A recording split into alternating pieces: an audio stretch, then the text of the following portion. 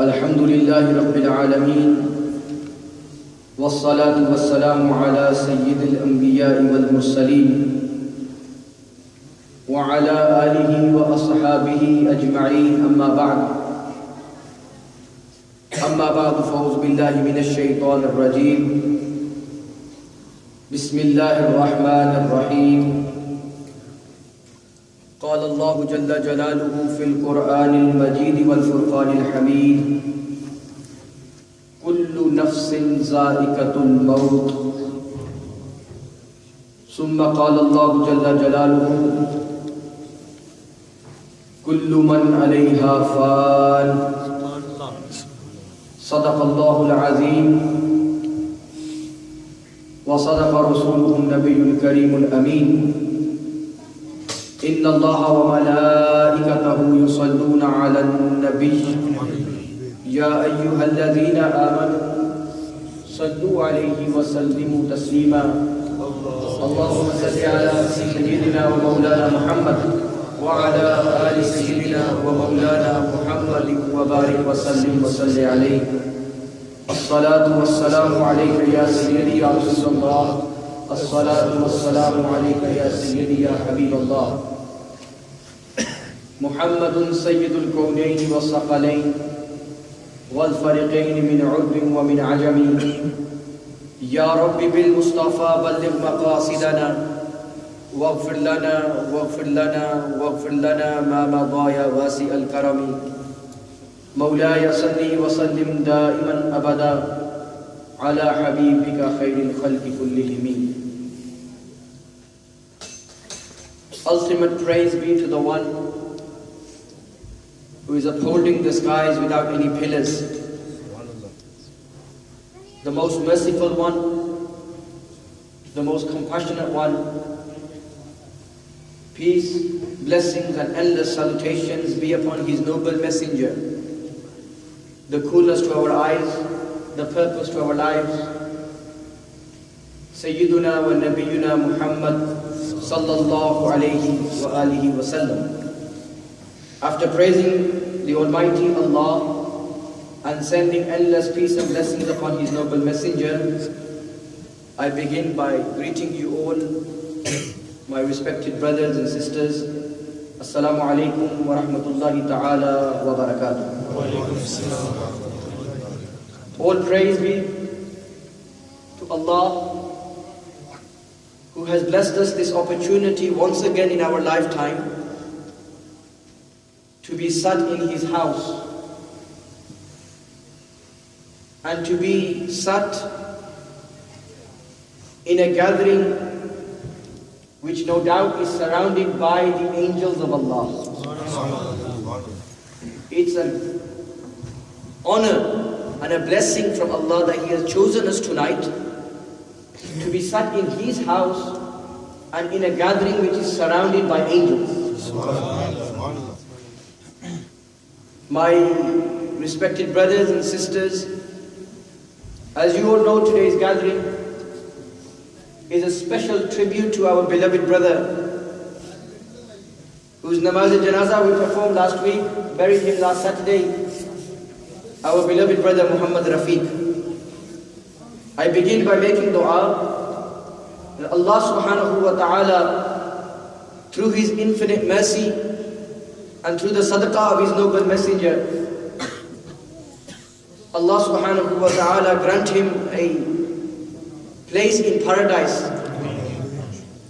And everything that we have done and will do in this noble gathering, may the sawab of all of this be presented as a gift on behalf of all of us to our brother Muhammad Rafiq. Say Ameen. Ameen. All of you say Ameen. Ameen. Loudly say Ameen. Ameen. My brothers and sisters, death is a topic that unfortunately it frightens people. People get scared when they talk about death. And I must begin by saying that those that fear death or that get scared when we talk about death, I must say that it may be that you feel insecure within yourself. And that's the reason why a person becomes frightened of something. He feels insecure. What is the insecurity? He knows or she knows that they're failing in their life. They're not meeting the objective of their birth, of their existence. So a person feels that. Because we all know, and you hear over and over again from ulama, that death is something that cannot be escaped. Death is something that's not just a dream or a story that we've heard from people. We've all, every single one of us, we all have experienced something firsthand. It may be a person's father, mother, daughter, son, brother, sister. Every single one of us have experienced firsthand when a person goes through a process of death. So a person feels scared. And the reason for that is simply because he or she knows that I'm not really prepared for this process. I'm not ready for it. Whereas people before us, noble men of Allah that came before us, they would yearn for the moment of death. They would pray for it. They would look for it. And at every stage in their life, they would be prepared for it. Why? Because they were confident. They knew that they're ready to meet the Creator. This is why they say, and we read the famous saying, okay, what is death? Al-mawtu yusilul habib ila al-habib.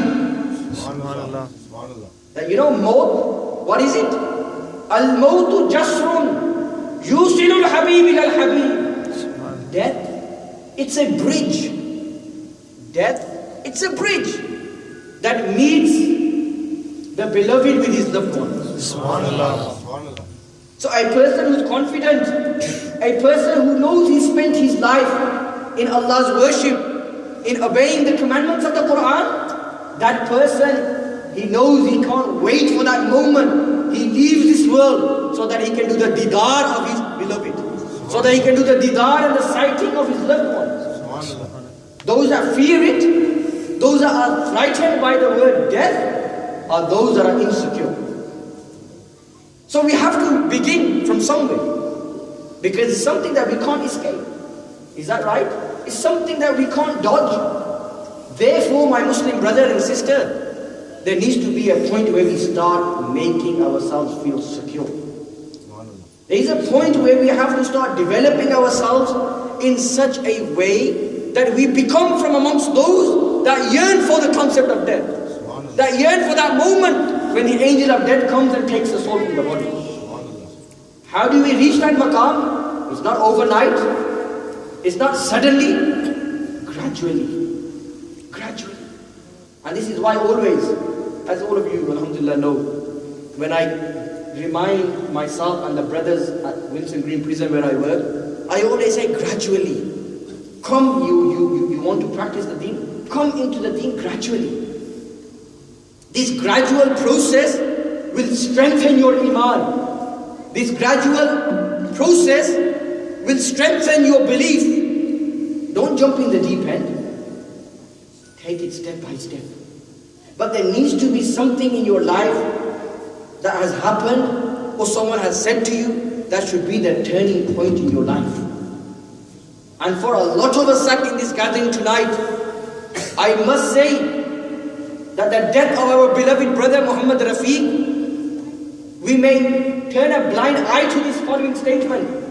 Lekin it's the honest truth that I must say that the death of Muhammad Rafiq has proven and can prove a turning point in many of your lives.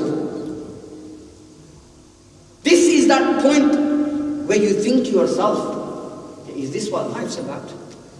Like I said on the janazah, I mentioned on the burial, That little did our beloved brother know that night when he left, that I will never return back to my loved ones.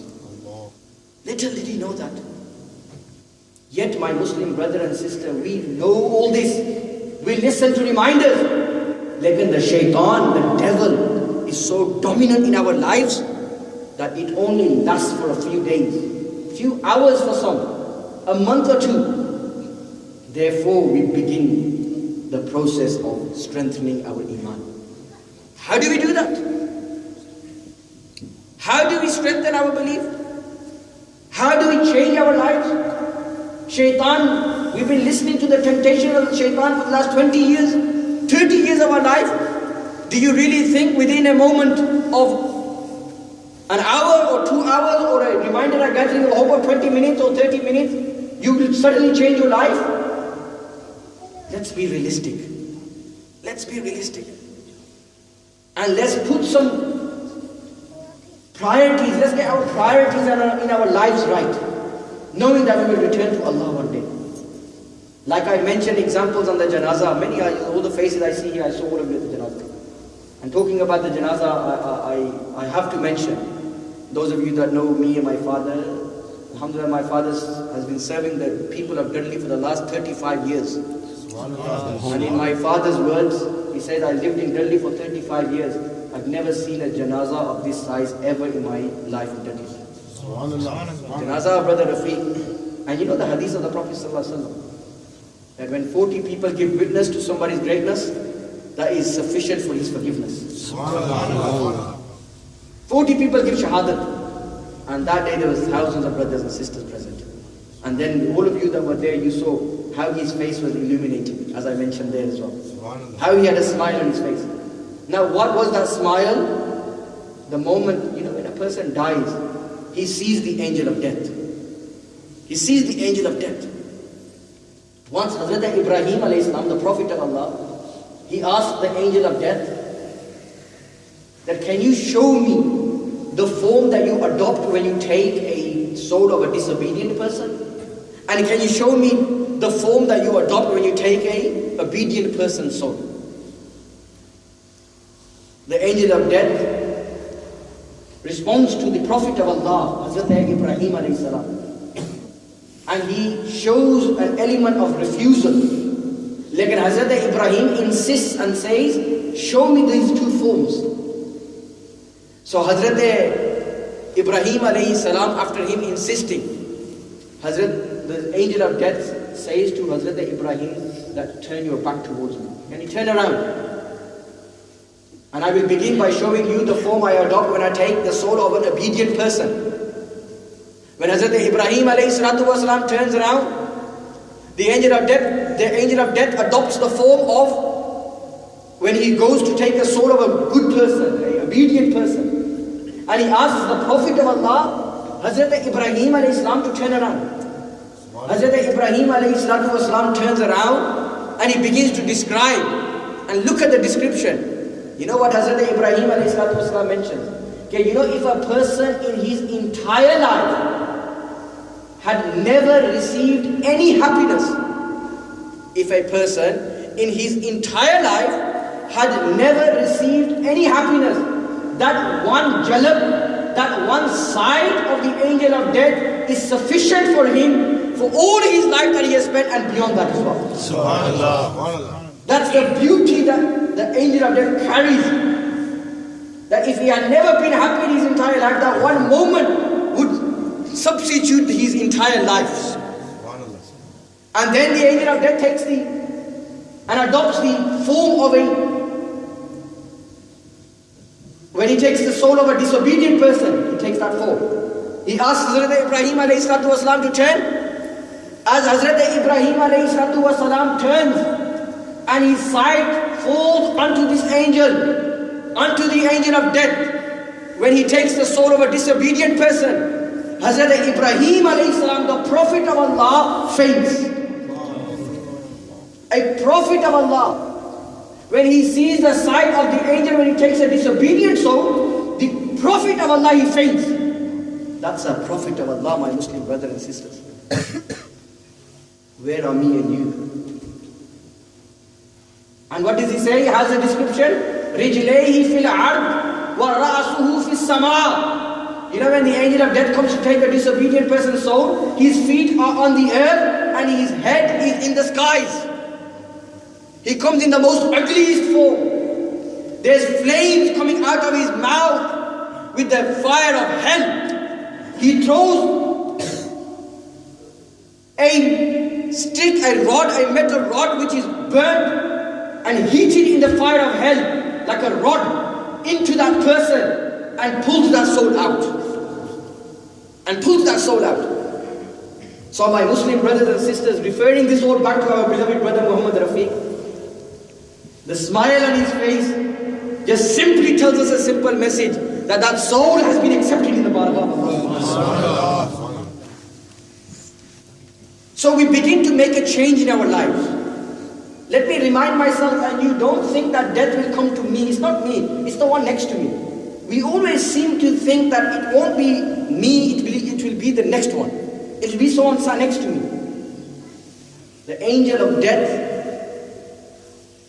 has no conditions that go to this person because he's gone past 40, or because he's weak, or because he's old, or because he's black, because he's white, because he's got blonde hair, blue eyes.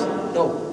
When your waqt is muqarrar, as the Quran says, when your time is up, then there's not even a second moving.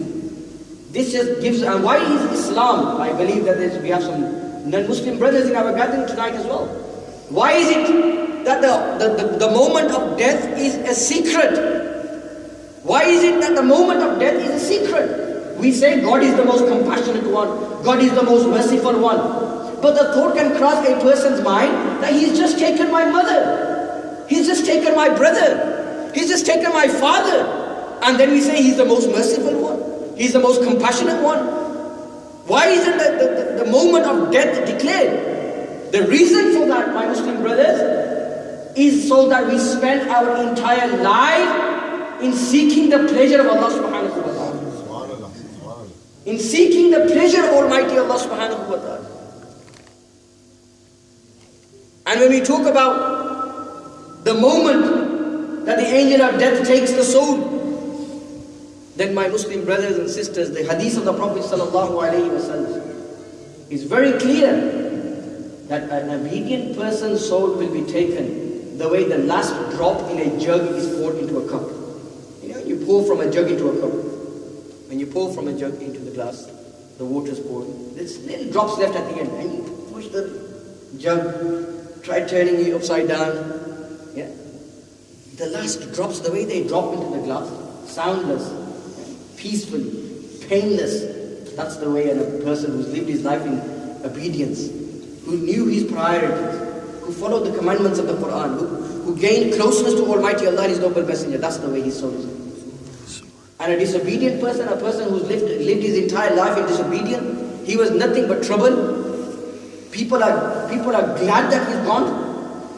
A disobedient person, the hadith of the Prophet ﷺ tells us that a person's soul, you know how that person's soul will be taken? The way you pour a silk, cloth, silk cloth, the way it's thrown on a horns and it's pulled. Imagine that pain, the sound. Right? That's the way a disobedient person's soul is taken out. So the moment is not declared, so we spend the entire life in Allah. There was a man from the Israelites, Bani Israel. He was told that he will live for 1,000 years. How many? 1,000 years. So you know what he decided? He said, I'm going to live for 1,000 years. So what I'll do is, I'll spend 500 years in my own personal meeting my requirements in the dunya. And what I'll do is the next 500 years I'll spend in worshipping Allah. I'll spend the next 500 years, trying to gain closeness to Allah and work for my akhirat. 500 years go by. When 500 years go by, he thinks, 500 years, that's a long time. What I'll do, I'll spend 400 more years in the dunya, working for the dunya, and what I'll do is, 100 years is a long time as well. I'll spend the last 100 years in Allah's worship, in trying to gain closest to Him, in trying to secure my place in paradise. So then he spent the next 400 years in the dunya, in the playground. As Allah describes this entire world as a playground. He spends the next 900 years now he spent. The last 100 years, come again. He sits again and he reassesses. And he says, 100 years is a long time. 100 years is a long time. What I'll do is I'll spend 50 more years in the dunya, answering the call of the shaitan and temptations of myself. And the last 50 years I'll do tawbah. Allah is the most merciful. Last 50 years I'll do tawbah. And as I'm explaining and narrating this story to you, my Muslim brothers and sisters, think to yourself, it may be us are doing the same. I'll change when I go to Hajj. I'll change next week. I'll change, when I see my first white hair in my head. I'll change when something happens. Think to yourself, are we going in the same trap? 900 years he spent. Then the 50 years of the first 50 years again he spends in disobedience. Last 50 years he comes back to the boardroom. Thinks to himself, 50 years is a long time. 50 years is a long time. So what I'll do is I'll spend 49 years again in the dunya, and the last 1 year is enough. I'll do tawbah. Allah is the most merciful, the most forgiving. I'll seek closeness to Allah. Those 49 years pass by again. Last year comes, he's back in the boardroom. 1 year. What I'll do is I'll spend 6 months in the dunya, and the last 6 months I spent in worshipping and doing tawbah. Allah is so merciful. One thing I could possibly do and Allah will forgive everything. So what he does, he splits the last year into 6 as well, into half. 6 months he spends in the worship, 6 months he spends back in the dunya, last 6 months. He says what I'll do from these 6 months is that I'll spend 5 months, 4 weeks in the dunya, and the last 1 week I'll do tawbah. Remember when he starts from 1,000 years he was given. He was told that he will live for 1,000 years. It's come and boiled down, right down to the last month, last week. Then he deceives himself again and says, 7 days in the week, let me spend 6 days in the dunya to get more of the dunya. And last day I'll do tawbah. The last day comes. The day has 24 hours. Let me spend 15 of them gaining the dunya. The last 15 hours, the last remaining hours, I'll do tawbah in Allah's court. And by that time, the angel of death descends and takes his soul. He did not get the moment to even do tawbah. 1,000 years. Do you know of anybody that has lived for 1,000 years in our day and age? As they say, over 60 is a bonus. Average life in this country statistically is 60 years old. Anyone above that, be grateful, extra grateful to Almighty Allah. Look at 1,000 years. But he did not have the tawfiq to do tawbah. Because he kept telling himself, after this, after this, after this. One of the messages that we get from this, my Muslim brother and sister, is that if you want the closeness of Allah, and if you want your grave to be a garden from the gardens of paradise, and if you want your grave to have a window in it that gives you a glimpse of Jannah, that gives you the adore of Jannah, then it's not 1 week's time, it's not next gathering, it's not next year, it's tonight. You seek tawbah from Allah subhanahu wa ta'ala, and you move and leave this gathering in such a state as though you've just been born from your mother's womb. Not tomorrow. Tomorrow never comes. 1,000 years he had, my Muslim brother. Tomorrow never comes. Don't deceive yourself. Don't follow the temptations of the shaitan. Shaitan will tell you, carry on. You got long life. You're a healthy man. When's the last time you went to the doctor? I'm a healthy person. These are all the whispers of the shaitan. My Muslim brothers and sisters, do tawbah in Allah's barakah tonight. When you leave this gathering, make sure that you leave as a different person. Because life is deceiving. Today is life and death. Life is deceiving. Life we have no guarantee about. Does any one of us have any guarantee of our life? Tell me. Any of you have any guarantee of your life? Talk to me. Tell me. No. Tell me, all of you. No. No one has guarantee. But do we all believe that death will fall upon us? Do we all believe this? All we say yes. Yes. We all believe in death. Something which is so uncertain, we spend our entire days, our lives for something which is so uncertain. But something which is certain, something that the Quran is saying, Kullu nafsin zaikatul maut, every soul shall taste death. It's certain. It's the announcement of Allah subhanahu wa ta'ala. For that, it's not our priority. We're not thinking about it. We're not preparing ourselves for it. But we're preparing for next year. We're preparing for the year after. We're preparing for our holiday in 6 months' time. Yet we do not even know if we will live that 6 months. But one thing we do know is death will come to us. Are we prepared for that? When are we going to begin preparing for that?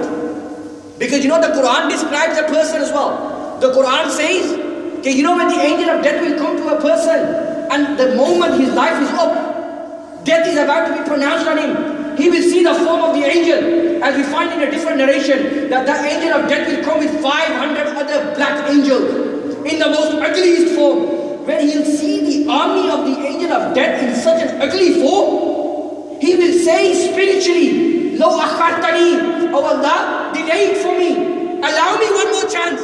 Let me go back to the dunya. I make a wholehearted promise that I will pray 5 times a day. I will respect my mother. I will honor my father. I will keep my rosé in Ramadan. I will go to Hajj. I will pay my zakat. Allah ji, please give me one more chance. Then you know the answer is going to be game over. Game over.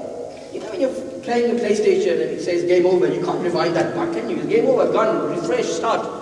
Start a fresh game. Same thing. Game over. The next life begins. Which is a life of barzakh. Which is a life of the grave. Which is the life in the grave. Like, you know, every one of us are going through phases. This is just a phase. Like in the dunya, the shaitan is so dominant and so strong within ourselves, he's making us believe that we're going to live here forever. I remind you again, 1,000 years he lived. Like he did not have the tawfiq to do tawbah. So prepare for something which is, there's no shadow of a doubt in it, which is death. Everything else will come to you. You're being disobedient to Allah for wealth. You're being disobedient to Allah for the dunya. Are Muslim brother, let me remind you, you were not even in this world. You were 120 days in your mother's womb. You are not even entered into this world. Allah instructed an angel, Are farishte, zara ja, go and write the risk of this person. You're not even in this world. 120 days only in your mother's womb. The entire risk, sustenance that you will get, Allah has already written it for you. Lekin we are disobedient to Allah in the dunya. My Muslim brothers and sisters, let's take heed. Let's learn from this tragic death of our beloved brother. Let's prepare ourselves for the next world. Let's prepare ourselves to meet death. Let's look forward to meeting death. You know your grave calls out 5 times a day, calling out for you. The angel of death that will come and visit you, the one time. Your only visitor that will visit you only once. You know how many times he remembers you? 7 times in one day. 7 times in one day. Calculate for yourself how old you are, how many days you have spent in this earth. And then get the total number of times the angel of death has remembered you. You can ask yourself, how many times do you remember death? How many times are you worried and preparing for this? That you're going to meet Allah subhanahu wa ta'ala. You're going to present yourself in front of Allah subhanahu wa ta'ala. So my Muslim brothers, let me tell you the beauty of Islam. You know, some people, they say that we've lived so much in sin. It's too late for me now. Imam Sahib, it's too late now. Kya karam? 40-50 saal sharab pee ke, you know, bas ho gaya. What can I do? Are bande, you've not understood Islam. You've not understood Islam. You've not understood the concept of Allah's compassion and mercy. Do tawbah. Tawbah is a process where Allah subhanahu wa ta'ala forgives your sins. Don't take this very lightly. This is a shaitan that whispers. I did tawbah last week, Imam Sahib, and I still went and done this. I did this yesterday. I did tawbah today. I'm going to go out and still mess about. This is the shaitan playing with your head. Allah subhanahu wa ta'ala is merciful. Allah subhanahu wa ta'ala's compassion is so much that every time you commit a sin, do tawbah. Do tawbah. Do tawbah. You may go to a person once, he will give you. You may go to him a second time, he will give you again. You will go to him third time, he will give you again. The fourth time he will say, but find somebody else. Lekin Allah ni bargah aisi bargah na. Allah ni bargah, Allah's court is such a court ke banda din vich 10 dafa sar jhuka kar puche, arz kare, manga, Allah subhanahu wa ta'ala will give it. Subhanallah. That's the difference between banda and khaliq. That's the difference when you talk about aqidah. That's the difference between khaliq and makhluq. Makhluq, there is an end to it, but khaliq, there is no end to it. Subhanallah.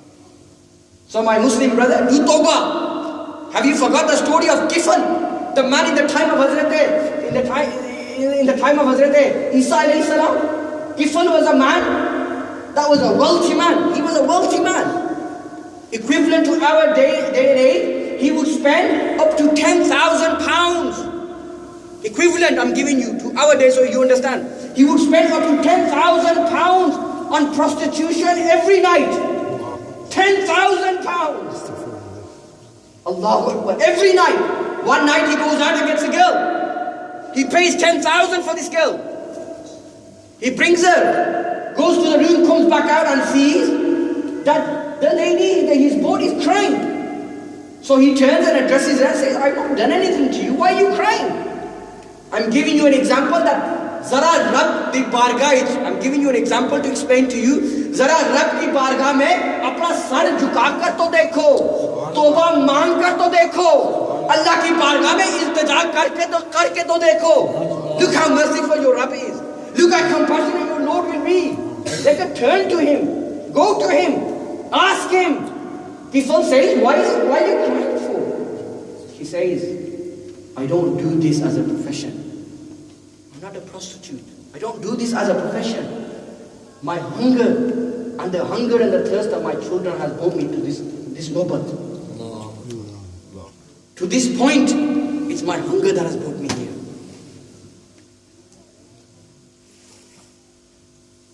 Kifl sees her crying. And it's that one statement of that lady that just changed the life of Kifl.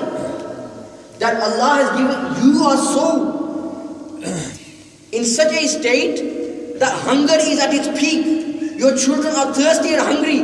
Lekin out of the fear of Allah that you're about to indulge in this act which is haram, fear of Allah, your tears are flowing. You have nothing, and this is a level of your obedience and fear of Allah. And on the other hand, Kifl thinks to himself, that Allah has given me everything.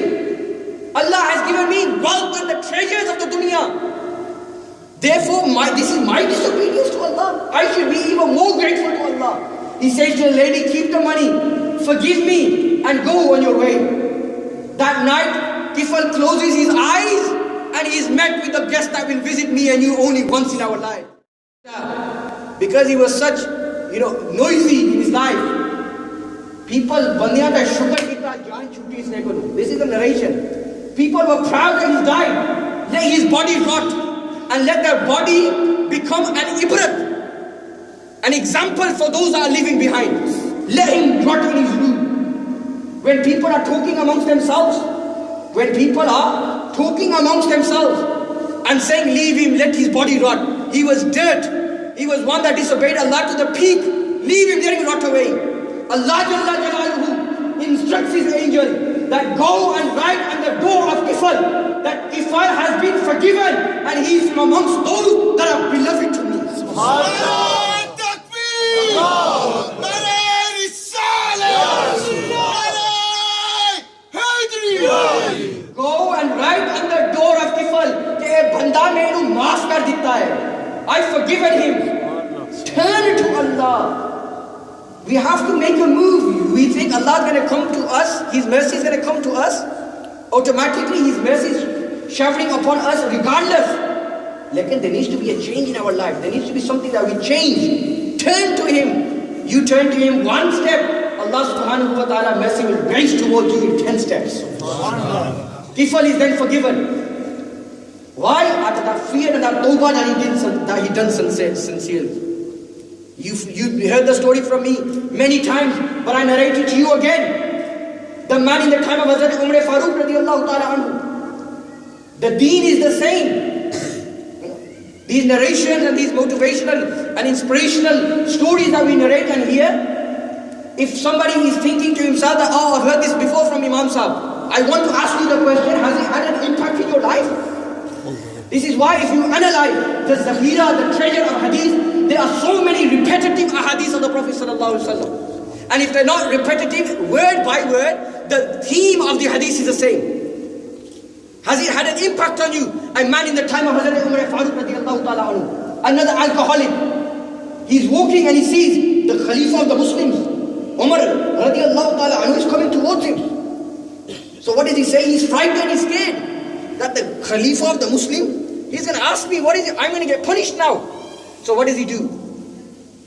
He makes a firm promise. He turns to Allah. He turns to Almighty Allah and says, Ya Bari Ta'ala, if you save me from the punishment of Umar today, if you save me from the qahat of Umar, wholeheartedly I do tawbah. I do tawbah. Forgive me. He spent his entire previous life in alcohol, in disobedience. This moment he's saying, Ya Allah, you save me and I will change my life.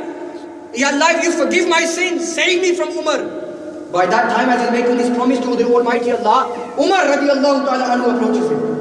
And Hazrat Umar radiallahu ta'ala anhu says, what's that you're hiding? What's that you're hiding? He says, it's a bottle of vinegar. He says, it's a bottle of vinegar.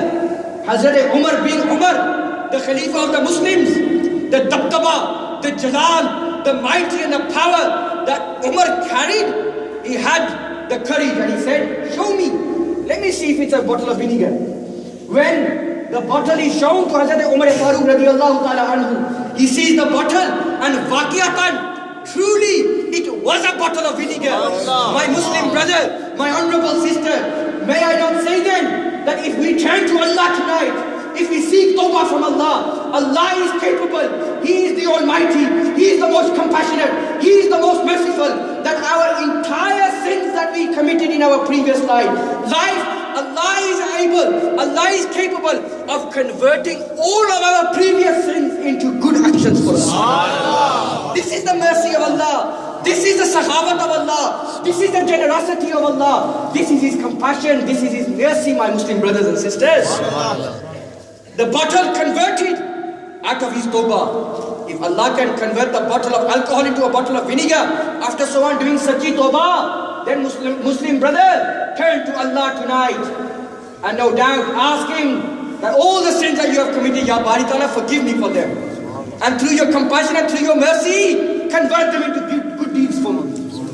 Prepare yourselves, my Muslim brothers and sisters. These reminders, these are constant reminders we need. Constant reminders we need, because the shaitan is so dominant in our lives. Do tawbah in Allah's bargah. Another famous story, I just do ishara. Many of you may have heard. The man who killed 99 people, the hadith of Bukhari. 99 people he killed. Goes to one city, asks, will Allah forgive me? What does the man say? No. You killed 99 people, Allah's going to forgive you? No. He goes, no, then Allah will make you 100. Round it up and uske bhi kya? Kill him as well. 100 people is killed. He's informed that go to a certain place. There is a pious man of Allah, a man that fears Allah. Zara uske paas jaakar zara pucho. Zara puch kar to dekho. Ask him. He goes, asks. Before he even gets to ask the person, he dies. Before he goes to even ask, he dies. We find from the narration to the nearest meaning. You've heard the story before. That when the angels, a person who lived his entire life in disobedience, killed 100 people, no doubt the angels of hell raced to take his soul, to escort his soul. At the same time, the angels of mercy come, dispute. What happens? Measure the land. What happens when they measure the land? He's more closer to the person he's going to seek tawbah and get guidance from than the person he killed. So therefore, the decision was made. He was more closer to the mercy of Allah. Angels of mercy, angels of paradise, take this soul, escort him to paradise. And when you read the hadith in detail, when you analyze this hadith in detail, we find that in reality, the distance, he was more closer to the person he had killed. Lekin because his intention, his sincerity, his turning towards Allah was so sincere, that Allah instructed the land, Are Zameen, expand on this side where he's more closer to the person that he's going to see, the noble man of Allah, and go in long distance from the person that he has murdered. Why? Because Allah is the Almighty. Kun fayakun, happen and it happens. Allah has the mighty, the power to do what He wants, when He wants, and how He wants. But the idea of these three examples is nothing other than the fact that my Muslim brother, it's not too late. It's not too late. Turn to him today, before leaving this gathering. Do Sati Tawbah. And let me tell you, and I must mention this point, that you changing your life, Allahu Akbar, you will get the reward for that, no doubt.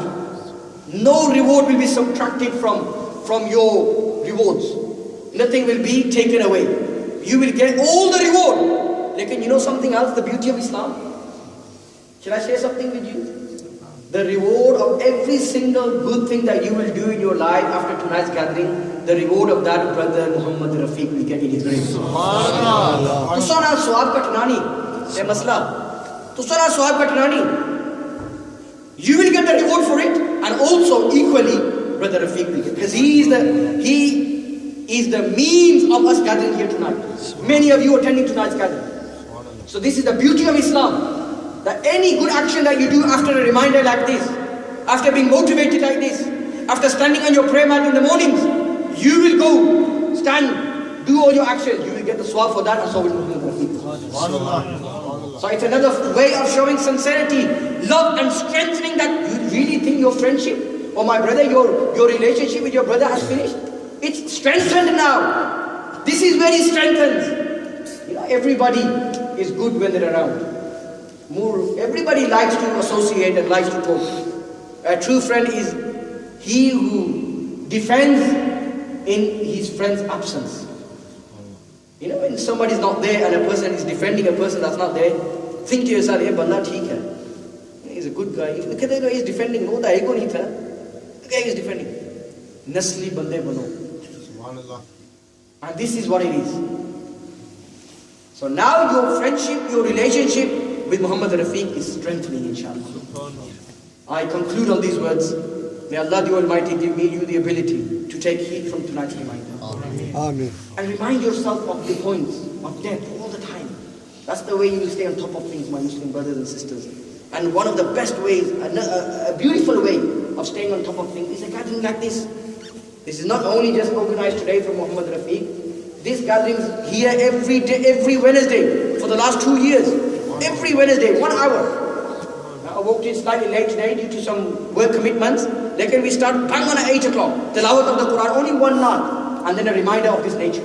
Zikr at the end. We feed our souls. Langar every so often. And time to go home. So I want you all, first and foremost, to do tawbah tonight. And secondly, to make a firm promise. Make a change in your life. And one of the first changes that you can make in your life after doing tawbah is, Ya Allah, every week on a Wednesday, I'm going to be sat in your house. I'm going to be sat in your house. You are very fortunate people tonight, my Muslim brothers and sisters, that you're sat in Allah's house. I use the example I've used many times before in this gathering for the new brothers that are here. You know how fortunate you are that you're sat in Allah's house today? How many times does our door knock? There are different type of visitors. Some door knocks, you look from the window and you say, "Forget it, bro. Can't be bothered. Leave it."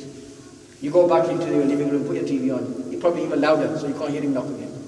He's gone. That's the first type of guest that comes to a person's house. A second type of guest knocks the door. You look through the keyhole. Chalo, open the door. You stand right on the doorstep. Stand on the doorstep. Yeah, bro, what's going on? You're right. What's happening? You on the doorstep. Huh? And you say, "Theek hai, bro, I'll see you later." Gone. Then there's the third type of guest that comes to a person's house. And that guest is what? He knocks the door.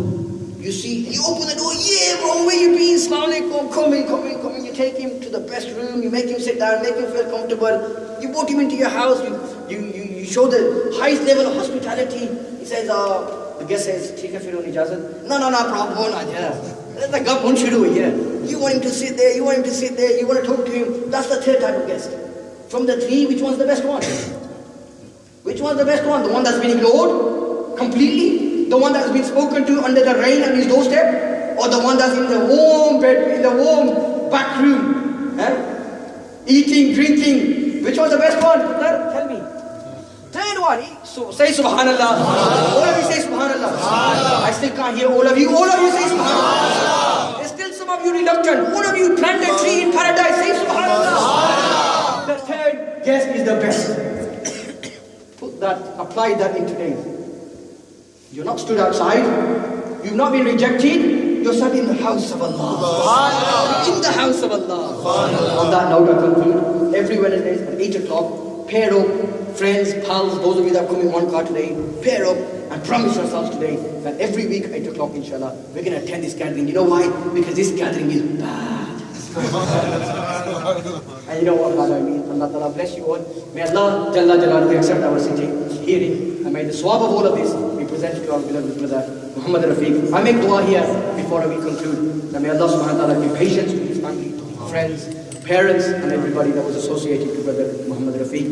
Allah Subhanahu wa Ta'ala accept our hazri. And anything good I've said is with the tawfiq of Allah. Any weaknesses of my own, do forgive me. Allah Subhanahu wa Ta'ala bless you in abundance. Wa akhiru da'wana. Alhamdulillahi Rabbil Alameen.